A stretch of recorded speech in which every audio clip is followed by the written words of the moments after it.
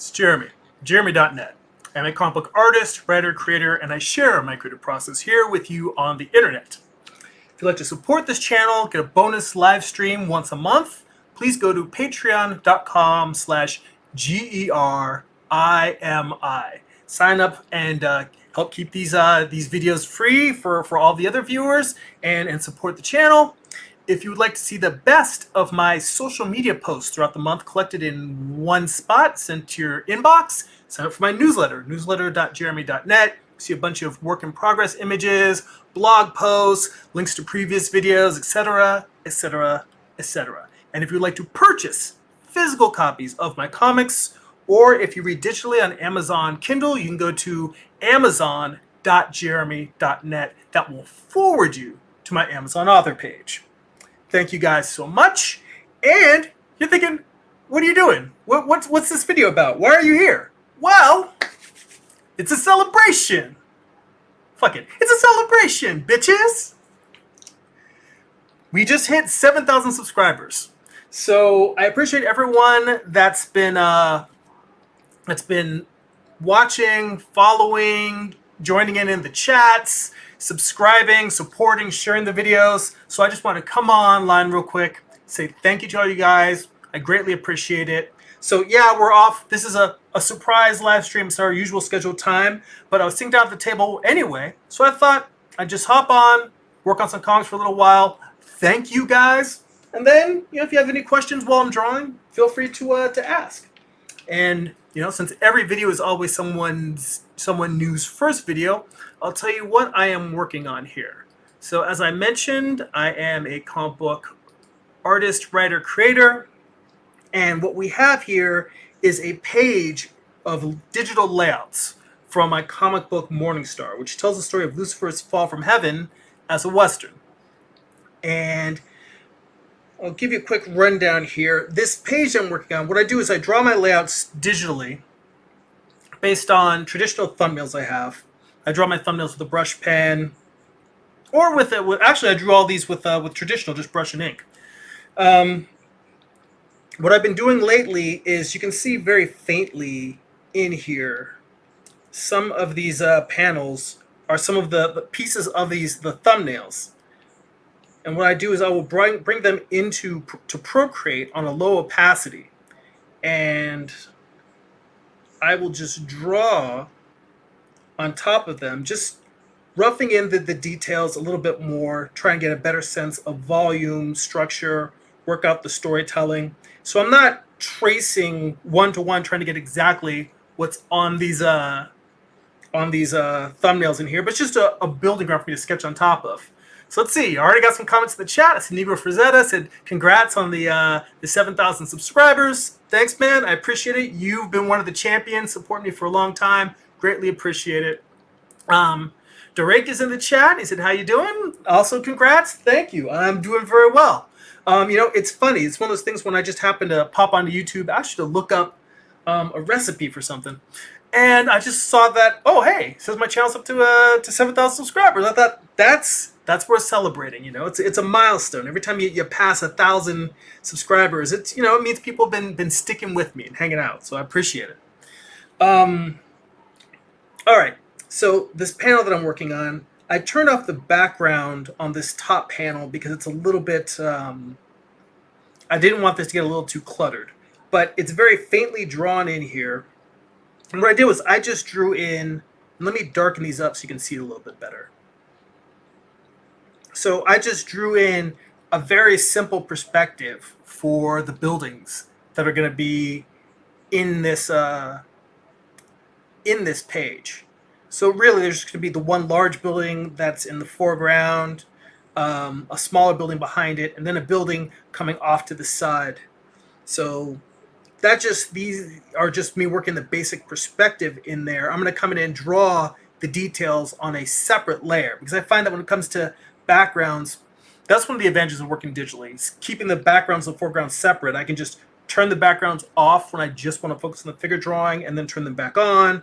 And plus, if I want to move some elements around, tweak them a little bit, it makes it a little bit easier to do those kind of things, having on a separate layer. So as hesitant as I was to move into making comics digitally, it really has proven to be quite well, it's quite the time saver. But I think that I've fallen into the trap a lot of people have, and I've mentioned this in previous videos, is the over noodling. I have so many options, so many things I can do that sometimes I just get caught up in tweaking and changing and transforming things, drawing and erasing. It's like I start finishing the page, and I have to remind myself that I'm going to ink this traditionally. These are just rough digital pencils. They're basically layouts, and I'm going to print them out on Bristol, and I'm going to ink them traditionally when I'm done.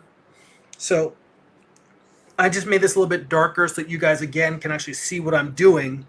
And in the foreground here, the top of this panel, what's going on is this is the final issue of the series. So we're actually seeing this war in heaven now. Lucifer's forces. He's kind of allied with a bunch of rebel angels and then demons, and they're now invading and assaulting heaven.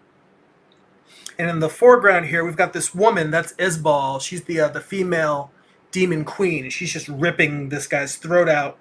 Well, she's holding him by the throat and ripping his chest out. Meanwhile, there's like demons crawling down the side of buildings. There's one massive demon behind her that's holding an angel up in the sky. And there's another demon behind her who has a he's about to shoot this poor guy who's kneeling down, and he's about to shoot him executioner style in the back of the head. And then all of a sudden, just blood splatters behind Isbaal. And at the last minute, to save this guy who's about to get executed, is Gabrielle. She's one of the archangels. I wanted there to be more female characters in this story, so I made instead of Gabriel as an archangel, I made her Gabrielle. So she is one of my favorites here, and she is coming to the rescue to save this poor guy. So I'm going to drop this back down. And I've generally been working at about 10% opacity, but I'm going to leave this a little bit darker at 15, because I feel like I don't want you guys, if you're actually watching along with me, to be straining to see what's going on as I'm drawing here. So as opposed to working with a brush at a lower opacity, I just leave my brush at 100%. So basically, I'm just drawing everything black. Everything in all of these the layers that I'm drawing on, it's all just black. But what I find is, instead of drawing at different opacities, kind of like going in like a marker technique or drawing and erasing, I find it easier. Well, I don't want to say easier, but I find it keeps me from noodling as much if I work at a fixed opacity. So I'm looking here, and it looks like at 10%. Well, let's go back up to 15. What I find is it's easier for me to work in my rough stage at a low opacity, and then when the time comes that I want to tighten this up, to just go from working at, say, 10% opacity to working at 20% or 25% opacity. So as I need more detail, I go darker. And oddly enough, I find more often than not, I actually make my brush smaller. So I use a larger brush for doing this kind of rough blocking in of the figure.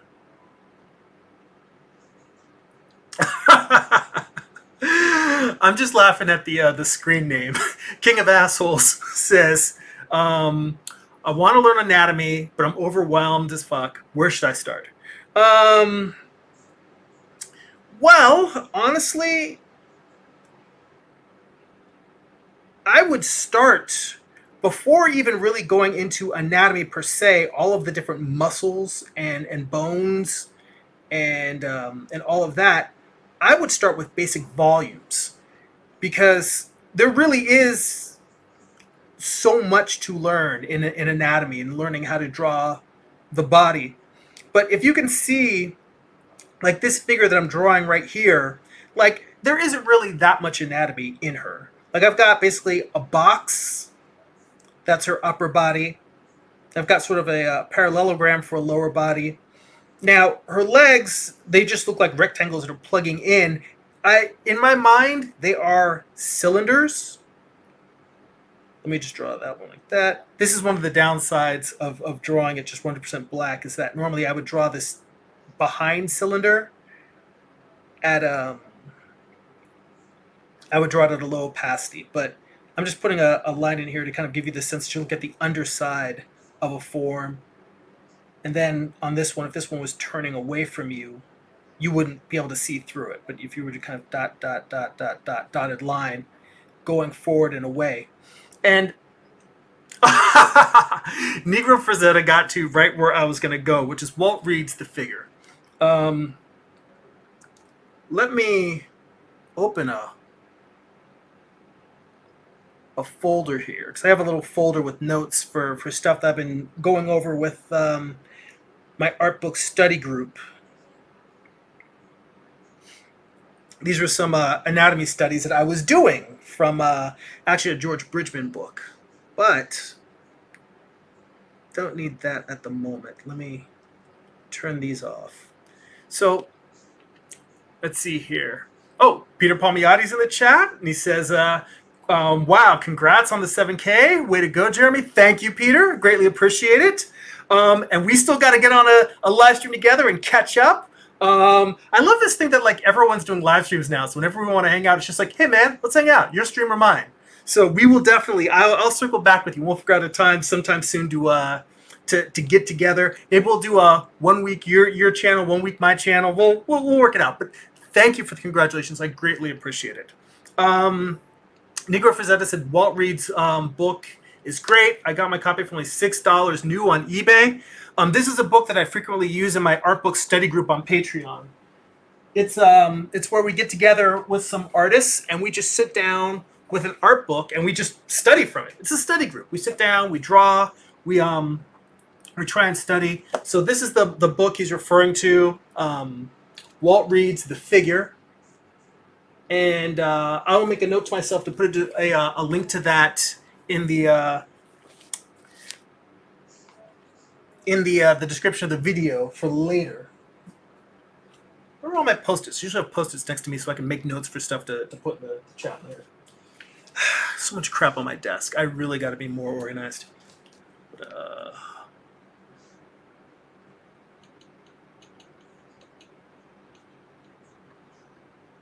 Okay, so one of the main things in Walt Reed's book is that he has very simple mannequins for the figure. And they are, there's even one kind of on the cover. And so he kind of describes it as two glasses. And when I say glasses, I mean like a drinking glass. And so you've got a taller, this I do want to lower the opacity on. Actually, for this kind of drawing, I think that's actually easier. Yeah. So turn that off. So Walt Reed kind of uses this concept of two drinking glasses. So here's a drinking glass that's tilted slightly away from you. And it's a little bit of a taller drinking glass.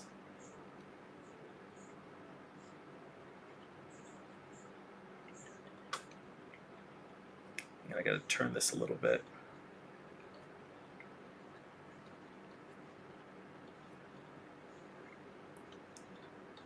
And that's the upper body. And then, and here, let me just shade this a little bit so you get that sense. And then you've got your lower torso.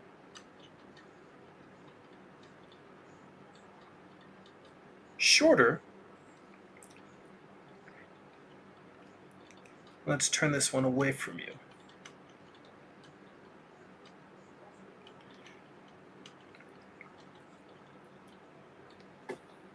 So let's say this is your torso, and then you've got the neck coming out of that. You've got the ball. of the head coming out of that. Now you've got your legs. What you want to do is this base, the pelvis. You want to cut some jockey shorts into that. Some boxer briefs. Not boxer briefs, just some briefs. Superhero pants.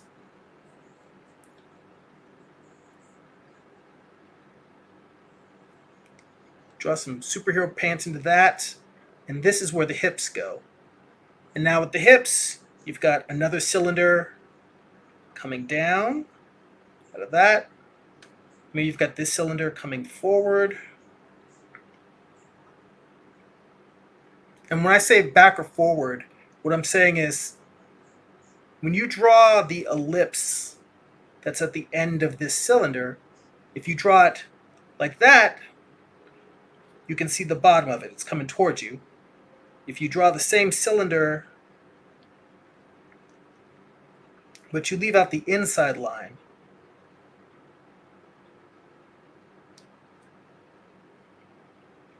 then that cylinder is going away from you. So coming towards you, going away from you. So this is more of just to think of it in terms of simple forms. And the reason why I'm showing you all of this is because your question was about, I want to learn anatomy, but I'm really overwhelmed. The point is what you want to do is before anatomy, I just sort of rough this in, and you kind of do the same thing with the upper body, where you can block in where the shoulders are going to rest on the form. And again, simple cylinders for your upper arm, your forearm. The hands can be a simple block for now. And let's just have this arm reaching out to the side. You know what? Let's have this arm reaching back. Just so there's a little bit of difference there. Reaching back. Then coming forward. And another block. Now these are not particularly organic forms. They don't have the poetry that the human body has. I know that. I'm aware of that.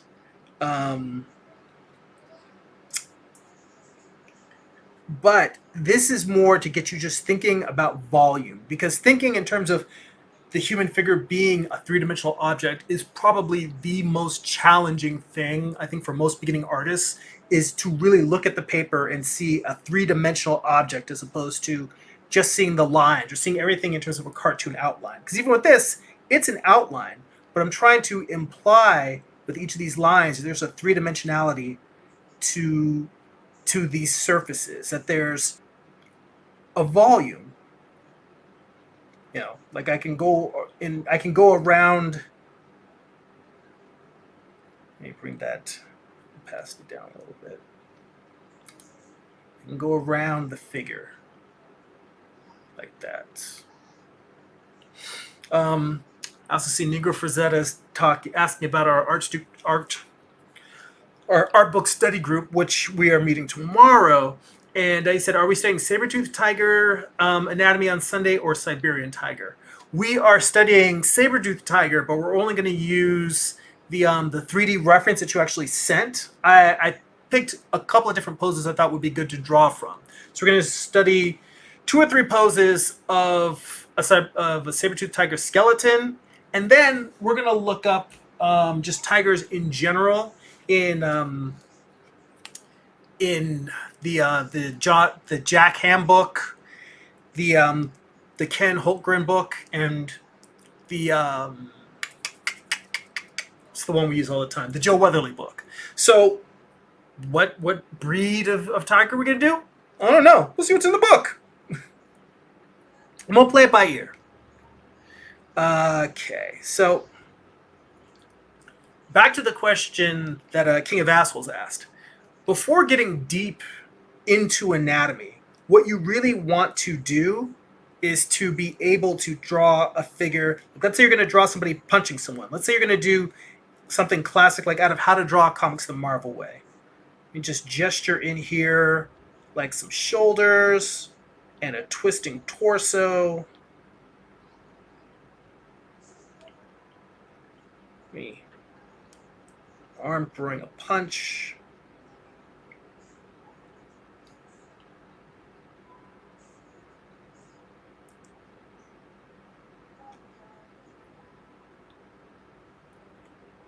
Get in here. What's interesting is when I'm figure drawing, I'm frequently using a figure drawing grip, which is when you're holding the stylus like this. I use this grip all the time when I'm drawing a charcoal pencil. I use it almost never when I'm drawing digitally. And now I realize, oh, well, if I'm going to be doing figure drawings, I kind of gotta, I don't have to use this grip, but it really will help. And then I realized that much as this grip is very awkward for most people to learn, trying to draw digitally like this is a challenge. So my point is, before you get too wrapped up in learning anatomy, what I think the best focus is learning how to draw a very simple, like a ball and cylinder version of the human figure.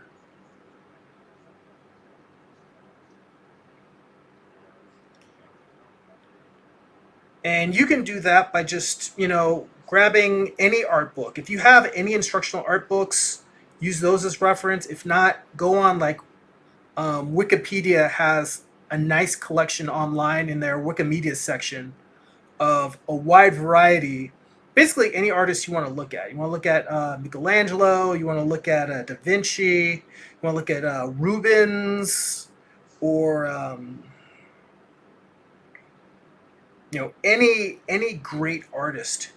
You can go and look and find drawings of theirs. And then what you want to do is you want to try and learn to break down the figure into this kind of Kirby style, dramatic foreshortening. Let's make this fist nice and big here. I'm gonna have to erase some of what I drew over so I can really sell this foreshortening. Yeah, this is nuts. Some Kirby style foreshortening there. I see my buddy Zeus Toves is in there. He said, new time slot? It's like, no, actually, I just happened to hop on YouTube. I was looking up something, and I noticed my channel hit 7,000 subscribers. So I want to just come on to a live stream just to celebrate that. So, no, this is definitely, although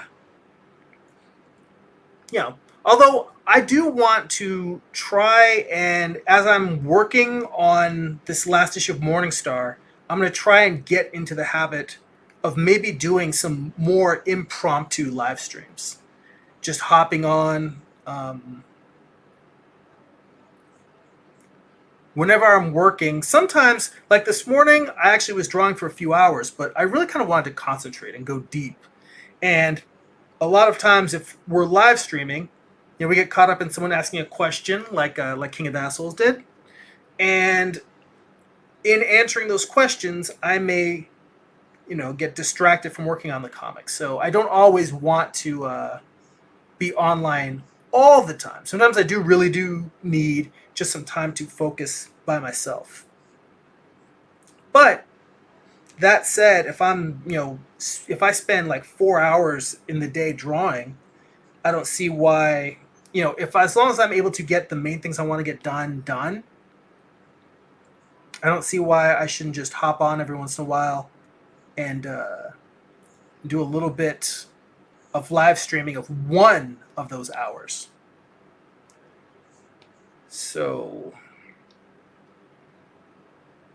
but my overall idea that I'm trying to convey here is this drawing that I just did with this guy punching here, it is not anatomy by any stretch of the imagination, but it implies anatomy in the fact that it's got the general proportions of the figure and it's got the general volumes.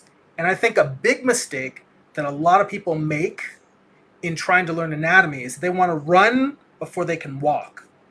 And being able to draw a figure like this here, this punching guy, being able to draw a figure with just boxes and cylinders and spheres and be able to put them in any pose that you need, that once you can do that, that's when anatomy really becomes useful. And you'll find that once you develop the skill for doing this, you'll start saying, this guy doesn't look right. I need more of a shoulder here. And you'll say, well, all right, where do I, that's when you start saying, well, I want to put the deltoids in there. You start saying, well, what's the name of that muscle in the shoulder? It's called the deltoid. And, you go, you look it up, you find out the general shape of it. You find out that it attaches to both the collarbone and the shoulder blades. It's attached in the front and the back. This isn't me telling you, immediately start learning these attachments. It's once you start saying, I need to flesh out my figure a little bit more. I want them to have more detail and look a little bit more refined. That's when you start looking up these things. So one of the things I would recommend, I have 3 things to recommend for you. Number 1 is to just start practicing from images on, just images of figure poses, but trying to break them down to simple boxes, cylinders, and figures. Number 2, I would recommend getting a copy of Walt Reed's The Figure, because that book really, I think, will help you with this. And then number 3, I would say on top of the Walt Reed book, well, the Walt Reed book does have anatomy in it, but it's not a deep anatomical book. I think that by the time you learn how to draw everything that's in the Walt Reed book, you know what?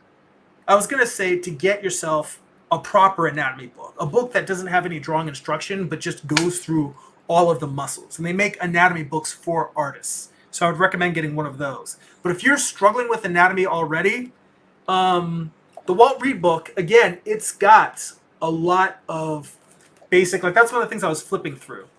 They run through the basic, the bones of the hand in here. They have diagrams of the major muscles in all of the major muscles, the legs, the chest, the back muscles. They go through all of the major muscles. And if you were struggling in the beginning, this is probably all the anatomy you need for now. So I would just say you just have 2 things. The third thing was going to be get yourself a proper anatomy book. If you're just starting out, I think that what's in here will suffice. And once you get good at this, then you can reach out and get something like the Stephen Peck Anatomy for Artists, Elliot Goldfinger's Artist Anatomy. But yeah, just strip it down to just cylinders, boxes, spheres. Work on that. And then once you master that, tackle anatomy. So hopefully that answers your question. As you guys know, all my answers are super long-winded. This is no different. Let us continue with the comic drawing. Where are we? All right. Back to Morningstar. Oh, and I see my buddy Zeus Toves says, congrats and thank you. I can't remember if I just said that a moment ago or not. My brain is loopy. Oh, but yes, thank you. I appreciate the congratulations. I appreciate all of you guys watching, subscribing, sharing the videos, sending them to anybody that you think would enjoy them. And the King says it did help. Thanks a lot. You're very, very welcome. It's one of the things I really enjoy about doing this channel is being able to help out and share, information that, any artistic knowledge that that'll help you on your path and on your journey. So you're very welcome. All right, let me switch back to my my ink and pen here.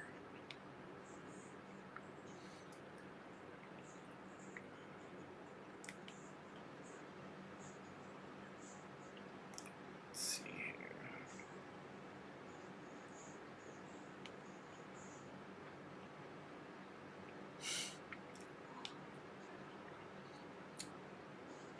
once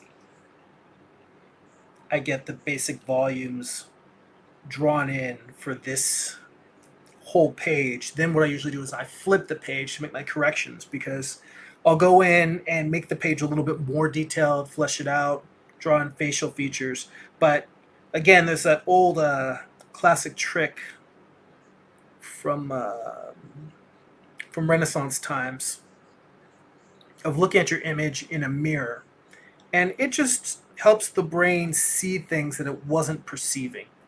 Um, Maybe that's one of those things why there's mythology of seeing the truth in the mirror, or people being afraid to look at themselves in the mirror to really see things, because the mirror does reveal things. The mirror image does help you see things as they truly are, and that is very true for drawing. And that you can see volumetric mistakes. You can see places where you had tangents in your drawings that you didn't perceive before, and then you're like, oh crap, I can't believe I was putting that in there.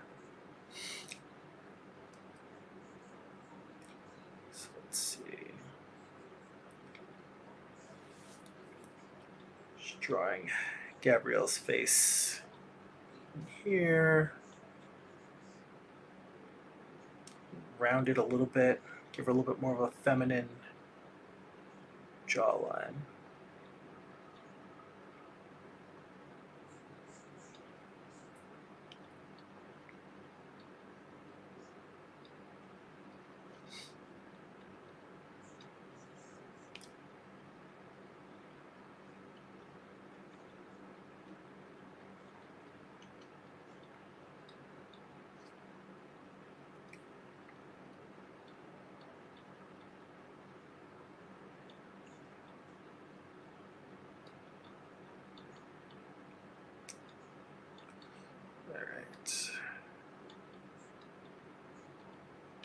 Drop her ear in back here.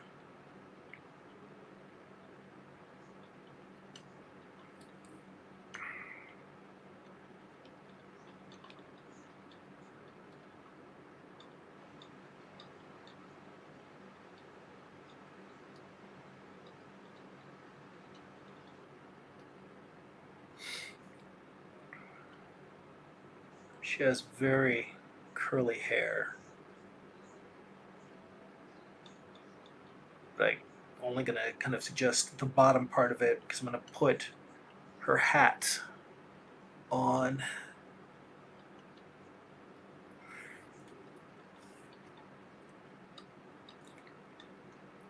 Start by just drawing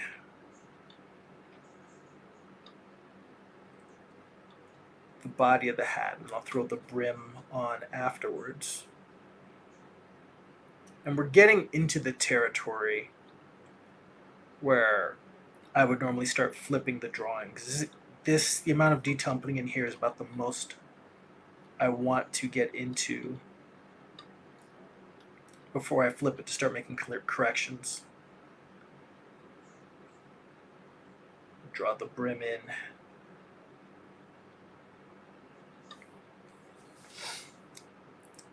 And I just want to fix her mouth a little bit, because she's going to be kind of yelling.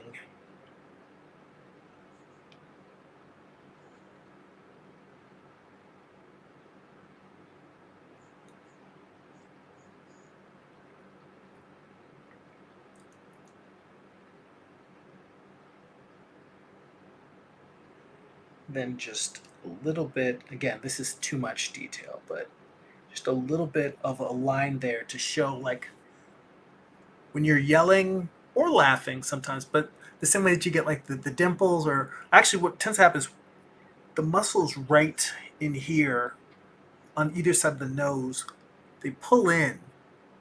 When you're angry, you get this little, because yeah, what you guys really want to see is my face real big, but right in here, these muscles, they pull in, so your face might be here kind of relaxed.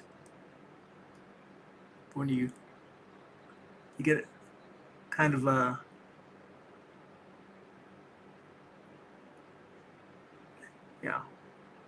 little commas. Your cheeks, they pinch.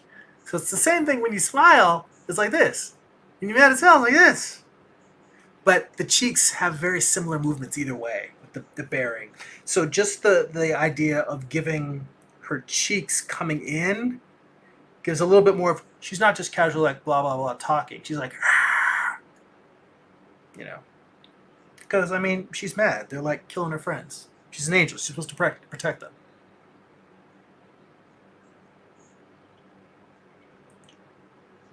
So I don't want to get any more detailed than that until I come around for corrections. In fact, even that's a bit much. There, I just need to put enough there to remind me to come in and address that when I'm refining this.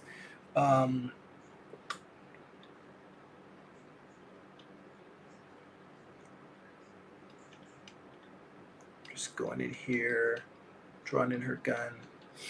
I do have a replica Colt Navy revolver that I look at frequently, but I also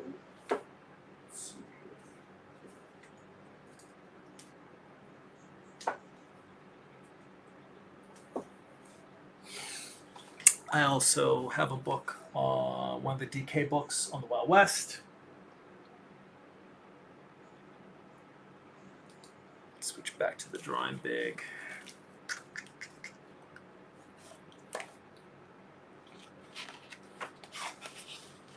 Oh, no, this isn't what I was looking at. I was sitting here trying to figure out what it was I was looking at before that had like pages after pages of Colt Navy revolvers. And it wasn't this book. It's another DK book that I have.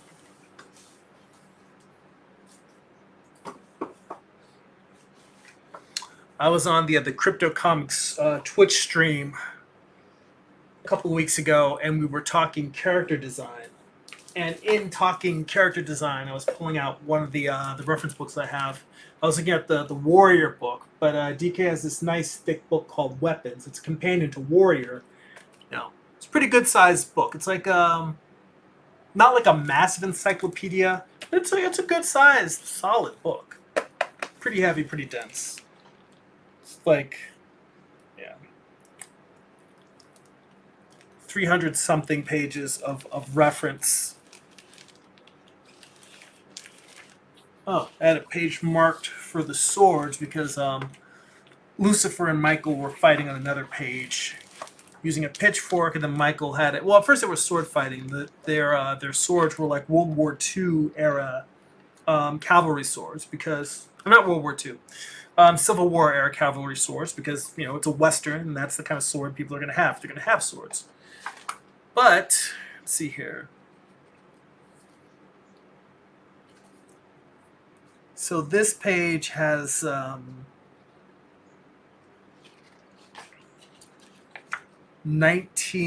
has 1835 era revolvers. So it's got the classic Colt Navy, and it's got a few other Colts. So I just wanted to have this. I always try when I'm drawing. If I'm drawing a firearm, I'll try to find photo reference. And sometimes it's something I pull online, but more often than not, I will just grab this book, find the weapon I'm having, and it's not necessarily that I'm drawing it. I need a photo of it at the angle that I want to draw it. That's one of the advantages of learning to think in terms of volumes, is that if you can see a profile view of the thing you're looking at, you can mentally project, well, I just need a rectangle at this side, and I can kind of map where the parts are going to go. I see Amaris is on the chat. She says, congrats. Thank you very, very much. I appreciate it. Thanks for stopping by. She says she's working on a slice of life story. That's cool. Is it a long story? Is it a graphic novel? Short story? What are you thinking? I will tell you that when Morningstar is done, I tend to think of comics in graphic novels mentally, like novel-sized space. But I really, after seeing how much time it's taken me to complete the story, I want to start chopping them down into like short stories, 8-page, 16-page stories. And I want to try and wrap my mind or train my mind to tell a complete story that's a smaller chunk of a larger narrative. because I think that will allow me to be able to jump in and out of different stories without it taking like 5 years, 10 years to finish a whole novel. So let's see. Amaris is thinking a short graphic novel. Cool. I mean, I definitely enjoyed, the fact that my first book I published was a graphic novel. The first, that I self-published. But it took me like 5+ years to complete that thing. So it's Eye of the Gods for those of you who are new on the channel there. So I'm just divvying up the sections. Like, it's almost like I'm drawing the sections that are in a Colt Navy revolver on the side of this square here. And I don't really need to get too detailed because I'm going to cover a lot of this with sort of a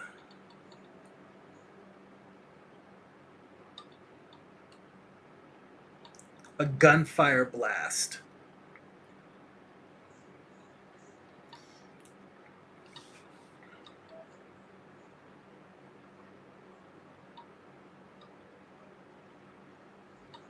I think I can make this a little bit larger here so we make these kind of chunky. Erase some of that sticking into this panel. Mara says my dog is being a bully to my sister. Well, I don't know whether you used to bully your sister when she was little, but the dog's just like, hey, you're obviously busy being creative. I'll take over the big sister duties. I mean, I am not a fan of bullying, but that said, my brothers, I love them very much, but they definitely gave me the runaround when I was little.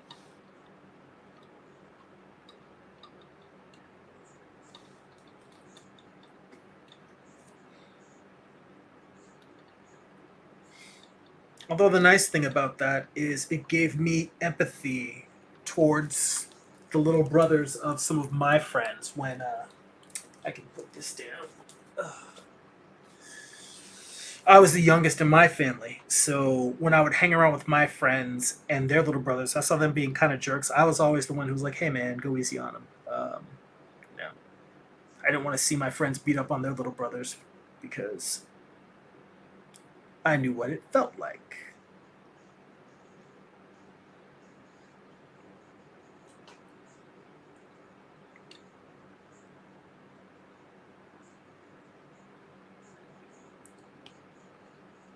Let's see here.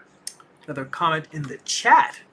Harold's Bominus, and I apologize if I'm butchering your name, but we'll call you Harold's, says that's one thing that isn't emphasized enough is how long it takes to make a comic. Yes, that's very true. I think this was something I might have shared in a blog post.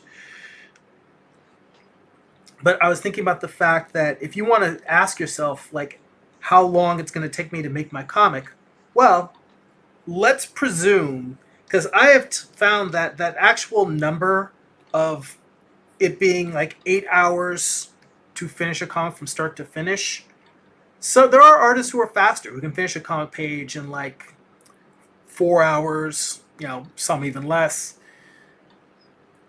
But I have found that estimate that most creators give of being able to draw a comic in about, a comic page in about 8 hours, that seems to be about accurate for me. So it's a good rule of thumb. And if it takes you 8 hours to draw one page, then you can just simply say, all right, well, how many hours a day do you draw? Because if you only draw 1 hour a day, that means it's going to take you 8 days to finish a page. And if you've got a 20-page comic, then you can say 8 days times 20. So what is that, 160? 160 days? So 160 days to finish one issue. Oh. So that's like, what, 6 months? No, It's less than 6 months. 5 months. It's like 5 months. I'm just doing thumbnail calculations. I mean, you're asking. I'm already talking while drawing. You're asking me to do math while drawing. Not going to happen. But that's a very simple thing to a simple rule of thumb to figure out how it's going to take you to finish that project. So Harold, I'm curious, are you working on a comic right now, and how long is that comic?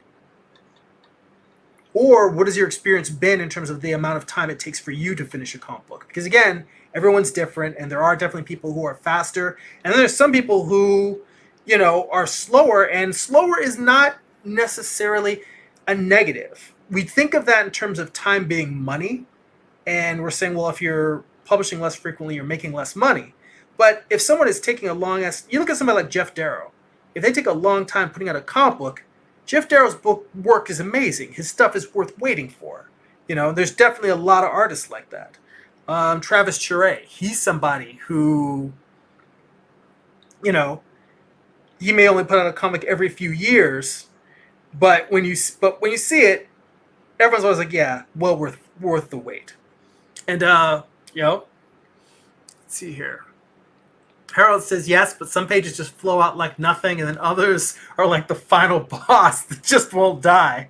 Peter Palmiati says, a long time even working on it full time. Yes, very true. Yeah, I mean, there's lots of comic creators who are working full time, and they work 10, 12-hour days, 6 days a week. Sometimes 7 days a week. But I think nowadays, in the era we live in, a lot more people, artists included, are more conscious of self-care. And self-care includes not working yourself to death, because if you're working 7 days a week, 10 to 12 hours a day, you're not going to be able to do that forever. Your body's going to give out. You're going to develop health problems. You're going to develop back problems. You're going to develop stress problems. And I think that while some people still do it, usually they tend to be on the younger side, because older people are just like, yeah, I can't run myself ragged like I used to. I mean, hell, I can't run myself ragged like I used to. So let's see. Harold says he's working on a 3-issue series, 21 pages each, 63 pages in total, plus bonus stuff and covers. Wow, that's a nice, hefty roster there. I know even this final issue, I'm not kicking myself for making it double-sized.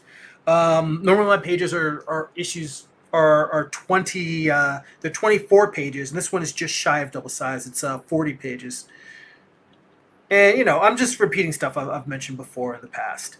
But I didn't want to drag it out a little bit more so we could break it into 2 issues, but I also didn't want to cut out any of the stuff that it would have been necessary to cut out in order to get it down to the 24-page count. And that's poor writing on my part. I really should have planned better with the story.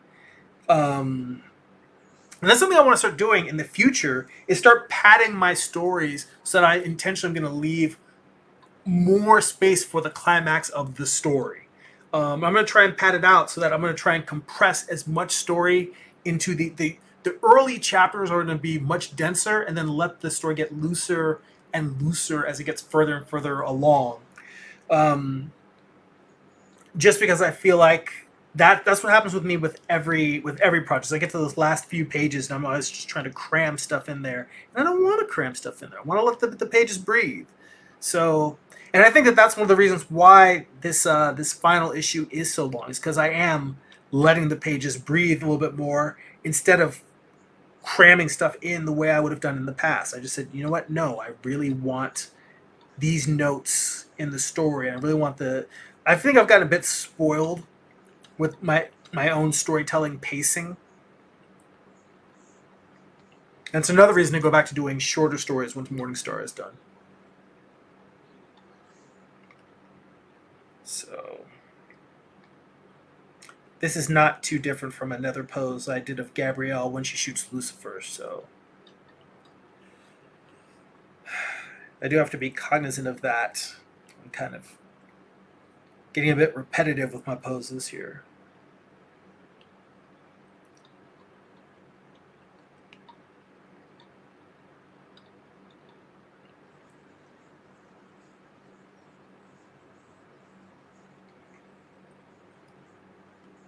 All right.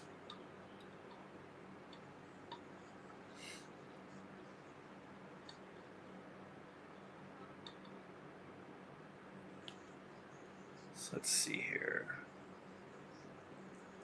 I probably should go in and flesh up this demon at the top a little bit more before I start flipping the page.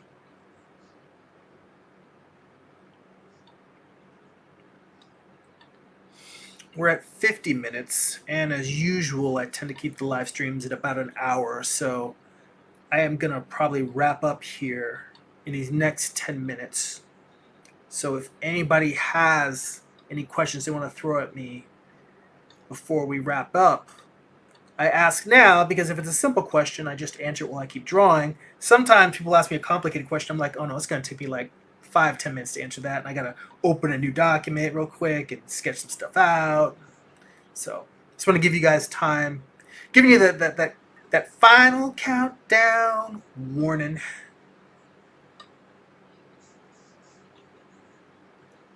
Let's see here. I see Pablo's in the chat, and he asks, once you finish a comic, do you publish on a web page or do you have any other channel? I, generally speaking, my comics distribution has been through my website and comic book conventions. Most of my comic sales are through conventions. And obviously, we're living in a time of coronavirus, so conventions are canceled. What I tend to do beside conventions is I will upload my my comics to Comixology, and so that it can go on sale as a digital comic. I will also send copies off to a printer to get physical copies printed that I store at my house. I put them for sale on my website. I mention it obviously here on YouTube, on my newsletter, and on social media. I tell people copies are for sale, and they can just reach out to me. Basically, it's not once I finish one comic page. For me, it's once I finish one issue. If you are an artist who mainly works in web comics, then it would make sense to just set up a WordPress site.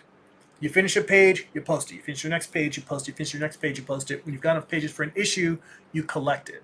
I forgot to take into account working specifically in a webcomic format, because while I share my process online, my publishing is either print or digital comics, which I look at as different than webcomics. Because webcomics, you're publishing not necessarily a complete issue. You're publishing either page by page or chapter by chapter, maybe in 4-page, 8-page segments, whatever you have, you're putting them out online.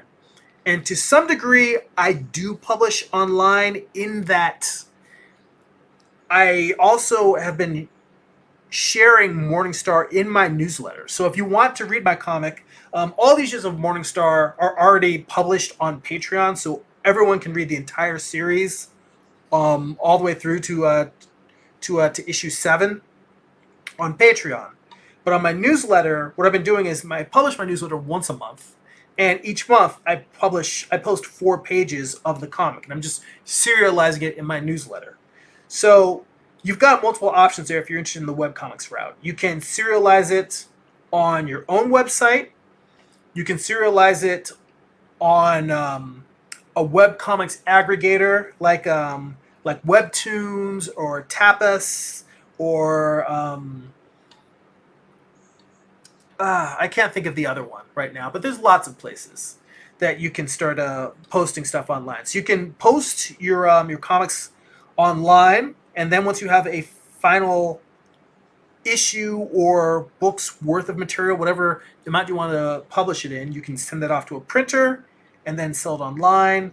Back when conventions do come back, you can sell them at conventions. You can sell them through your website. Just have a link where people can buy it.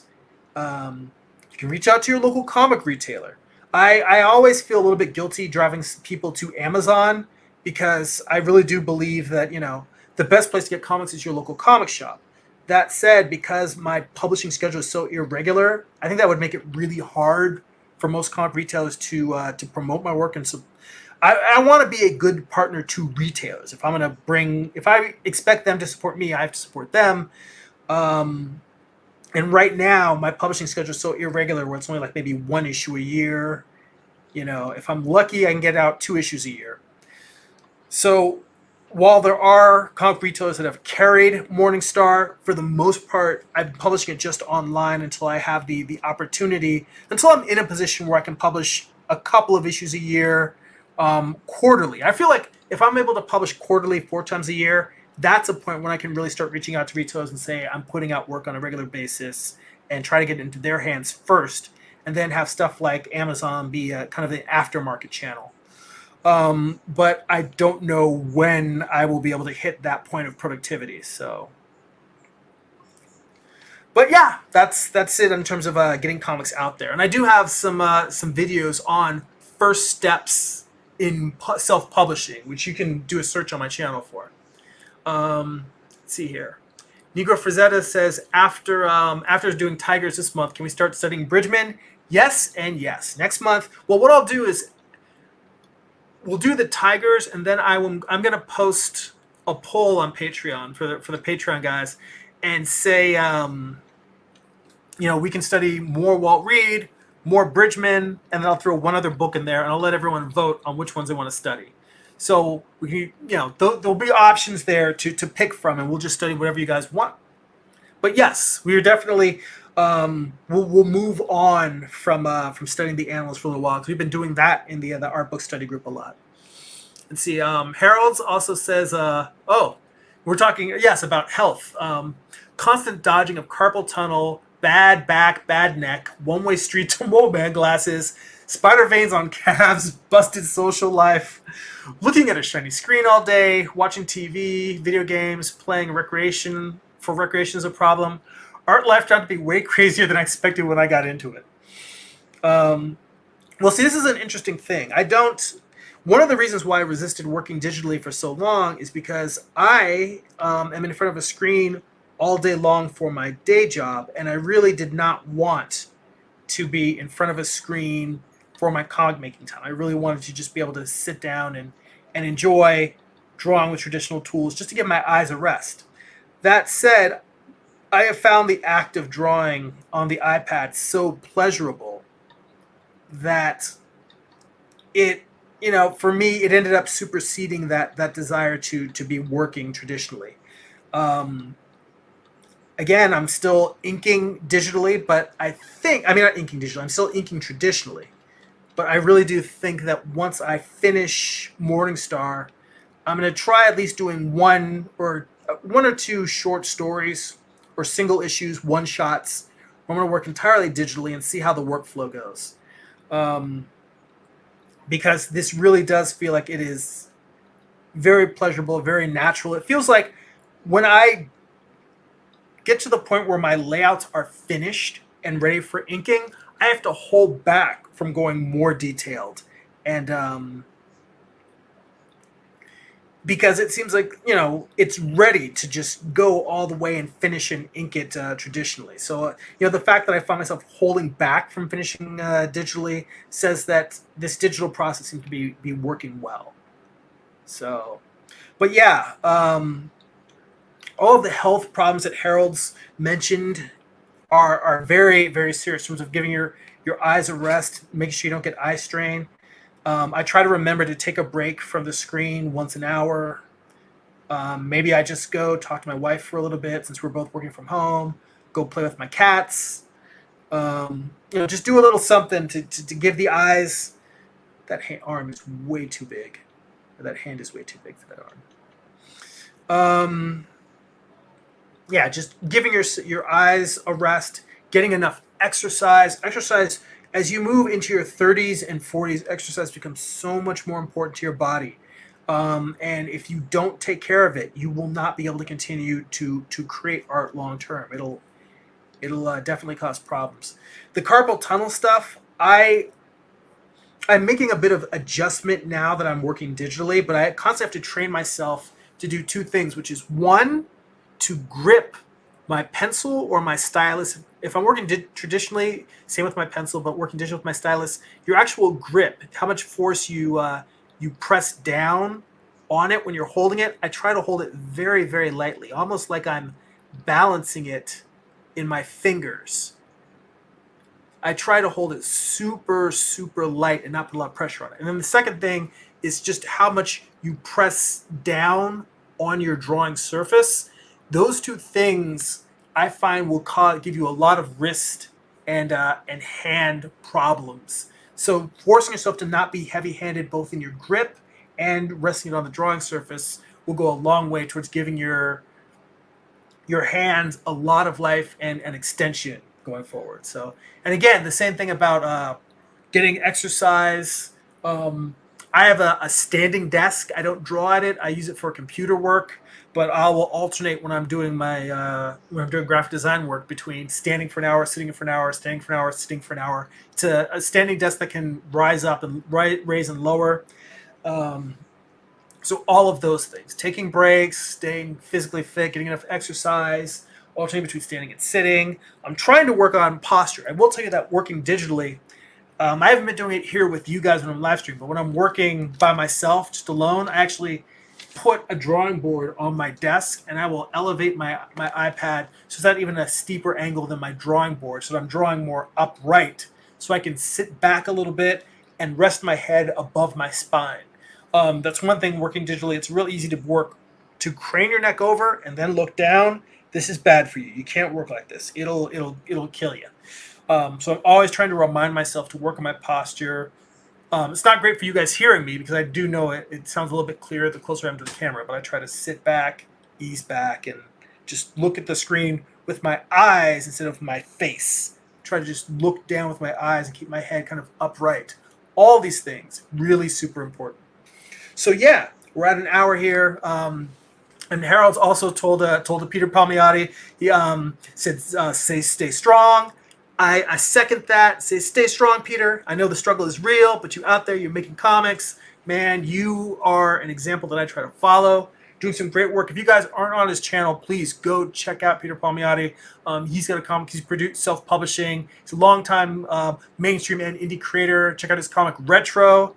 I know he's sharing a lot of that work with people online. I'm following him on Patreon. So definitely check Peter's work out too. Harold also agrees on the standing desk. He has one as well.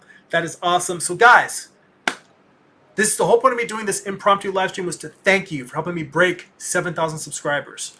I really appreciate it. You guys have been here with me on this long walk, this long journey, working through Morningstar, getting this book out there, all of the arc I continued to make, in between here, little side projects, the work I continue to make in the future.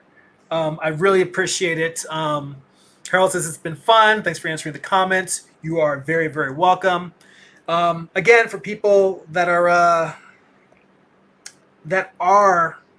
watching, if you want to support this channel, get additional bonus live streams. That's our art book study group that we were talking about. So if you want to join the study group, sit down, see how we're furthering our artistic education, because we're always learning. I am always a perpetual art student. I continue to learn, to grow, and study, and art books are a big part of that. So if you guys want to join that, get that bonus live stream, see more behind-the-scenes work, go to patreon.com/GERIMI, my nutty, wacky name spelling. Yeah, definitely go check that out. If you want to see the best of my social media posts throughout the month, all collected into your inbox, you can go to newsletter.jeremy.net, newsletter.gerimi.net. And again, if you want to see physical copies of my comics, if you are living abroad, out in the world, outside the United States, and you're like, I got to read digital because that shipping is way too expensive, then you can go to amazon.jeremy.net. My comics are on Comixology. They're available on Kindle, so you can go check that out. And I give a quick plug to Peter Palmiotti. He says, thanks. You're very welcome, man. You rock. Everyone watching, you rock. Thank you for getting me to 7,000 subscribers. Let's look at getting to 7,000 more. That's it for now. Go be creative.